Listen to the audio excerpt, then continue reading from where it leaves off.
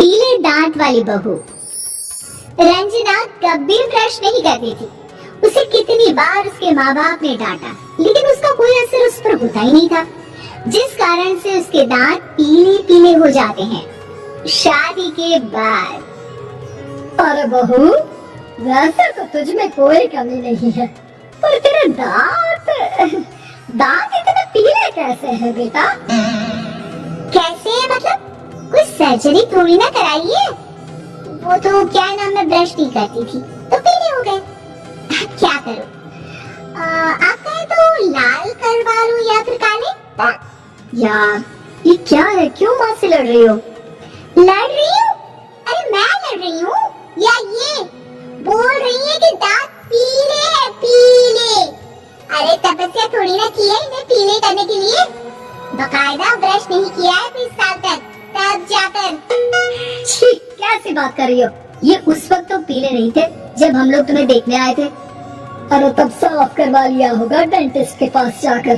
अब देखो कैसे पीले पीले लग रहे हैं। रंजना सास की तरफ गुस्से से देखती है। फिर शुरू हो गई पीले पीले पीले। अरे पीले तो तब भी थे जब मेरे हाथ का रसगुल्ला उड़ा उड़ा कर खा रही थी और बोल रही थी, लड़की नहीं गुणों का खजाना दे रहे भाई साहब। अब वो लोग करते भी तो क्या करते, पीले दांत वाली बहू पल्ले पड़ी थी तो झेलना तो था ही। एक दिन कीर्तन में रंजना गाना गा रही थी। अरे कमला बहन, माँ का द्वार है, यहाँ तो सब शुद्ध होकर आते हैं, फिर अपनी बहू को ब्रश भी नहीं करवाती तुम। दूर से पीले पीले दांत भक्ति में बाधा उत्पन्न कर रहे हैं। अरे कोई 2 साल के बच्चे थोड़ी ना लेकर आई हूँ मैं बहू बनाकर। अच्छी खासी लड़की है, अरे कैसे करवाऊं ब्रश? ये तो उसे खुद करना चाहिए ना। अब माँ बाप तो इसके जैसे तैसे निपटा दिए, ये नहीं सोचा कि सास कैसे संभालेगी। सास बहू को लेकर घर आ जाती है, लेकिन सोच लेती है कि अब इसे लेकर कहीं नहीं जाएगी। अगले रोज बहू कहती है, अरे क्या हो गया, मंदिर नहीं जाना क्या? कीर्तन का वक्त हो रहा है।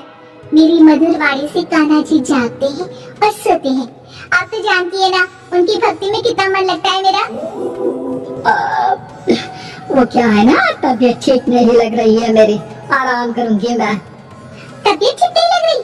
अभी तो मिथुन के गाने पर नाच रही थी आप, और अब बोल रही है कि तबीयत ठीक नहीं लग रही। अरे भक्ति में मन लगा लो सासू माँ, ऊपर जाना है, क्या मुंह दिखाओगी आप? हाँ? सास को बहू की बात पर गुस्सा आ जाता है। मैं क्या मुंह दिखाऊंगी, इसकी चिंता तो ना कर, समझी? अपने मुंह की चिंता कर, जो ये पीले पीले दांत लेकर हर जगह पहुंच जाती है। पता है लोग कितना मजाक बनाते हैं। ना जी ना, मैं नहीं जाना कहीं तेरे साथ। तो ये बात है, कोई ना, मत जाओ, मैं अपने कमरे में ही बैठकर भक्ति कर लूंगी। ऊपर वाला दांत थोड़ी ना देखता है, मन देखता है, भावना देखता है। और अरे बस बस, तू सब कुछ दिखा, बस ये सफेद चमकदार दांत ना दिखाना किसी को, है? जा यहाँ से। बहू को सास की बात का कोई फर्क नहीं पड़ता, वो तो जैसी थी वैसी ही रह जाती है। सुबह नहाकर किचन में खाना बनाना, फिर खाना खाना, कीर्तन भजन करना और सो जाना। एक दिन, माँ जी मैं सहेली के घर जा रही हूँ, शाम को लेट आऊंगी। हो तो जाना, मैंने कौन सा तेरी आरती करनी है घर पर बैठकर। रंजना सहेली के घर जाती है, जहाँ वो पार्टी में जाने की तैयारी कर रही होती है। अरे शिखा, कहाँ जाने की तैयारी कर रही है? मैं गलत वक्त पर आ गई क्या?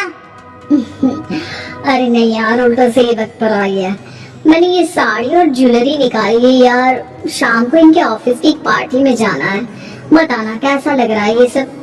नहीं यार, इस ड्रेस के साथ तो वो वाली ज्वेलरी अच्छी लगेगी। हाँ सही बोल रही है, मैंने ध्यान ही नहीं दिया। वैसे तो हमेशा से मस्त फैशन सेंस रखती है, तो बड़ा जाती होगी ना पति के साथ पार्टी में।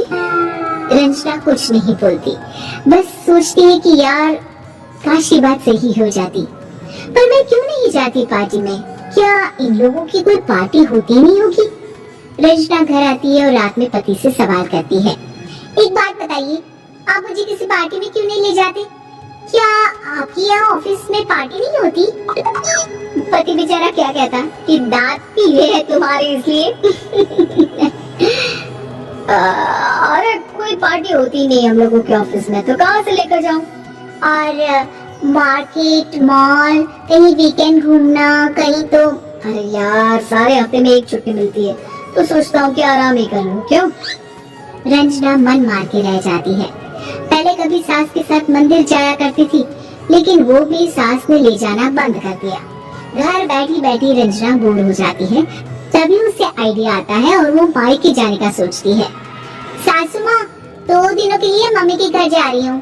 अच्छा ठीक है, आराम से जा।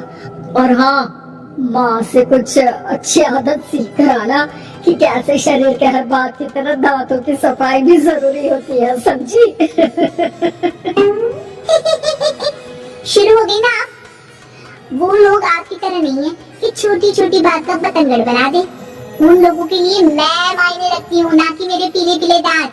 रंजना माँ को बिना बताए उन लोगों को सरप्राइज देती है, लेकिन जैसे ही वो दरवाजे पर पहुँचती है, अंदर देखती है कि घर वाले कहीं जा रहे होते हैं। माँ, काश रंजना दीदी के दांतों वाली प्रॉब्लम नहीं होती, तो वो भी हम लोगों के साथ चलती ना बुआ जी की बेटी की शादी में। हाँ बेटा, लेकिन अब उसे कौन समझाए कि उसको उसके पीले दांत नहीं दिखते, लेकिन उसके आसपास के लोगों को कितना एम्बैरेसिंग फील कराते हैं। मुझे तो कितनी बार उसके स्कूल की टीचर ने शिकायत की कि उसके साथ कोई लड़की बैठना भी नहीं चाहती, और ना ही कॉलेज में कोई उससे बात करना चाहता था।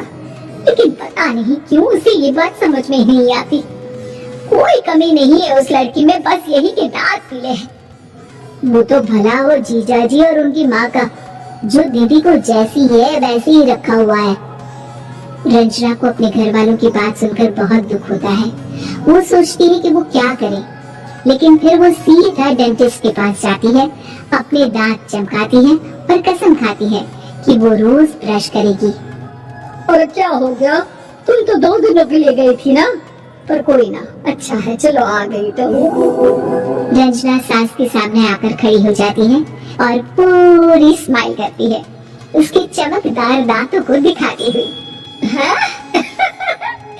चले मंदिर। माँ, मुझे माफ कर दीजिए, मैंने आप लोगों को बहुत एम्बैरेसिंग फील करवाया। मैं आज से रोज ब्रश करूंगी।